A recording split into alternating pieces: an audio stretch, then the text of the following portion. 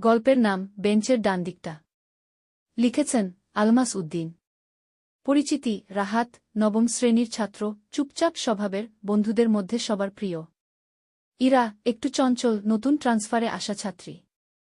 ক্লাসে প্রথম দিনেই নজরে পড়ে তার।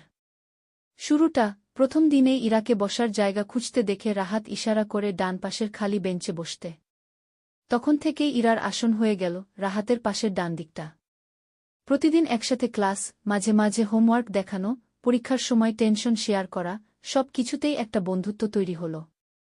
কিন্তু সেই বন্ধুত্বে ধীরে ধীরে অন্য রং আসতে লাগল। একদিন স্কুলের বারান্দায় হঠাৎ বৃষ্টি নেমে এল। ইরা ছাতা আনেনি, রাহাত নিজের ছাতা এগিয়ে দেয়। ইরার চোখে এক মিষ্টি চাহনি।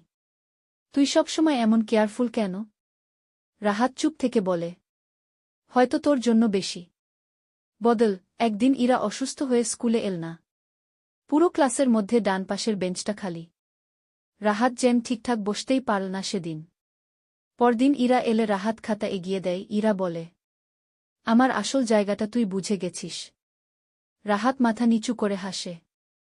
ভেতরে তার হৃদয় ধুপধাপ করছে। পরিণতি, এসএসসি পরীক্ষার আগের দিন। ইরা বলে, হয়তো কলেজে আমাদের পথ আলাদা হবে। তবুও তোর এই ডান দিকটা আমি মনে রাখব আজীবন। রাহাত শুধু একটা চিরকুট দেয়। যদি কোনোদিন বেঞ্চের ডান দিকটা খালি দেখিস, জানবি আমি আজও বসে আছি তোর জন্য। শেষ অনুভব, সময় বদলায়, জায়গা বদলায়, কিন্তু স্কুল জীবনের সেই ডান দিকের জায়গাটা রয়ে যায় চিরকাল স্মৃতির ভেতর এক কোমল প্রেম হয়ে।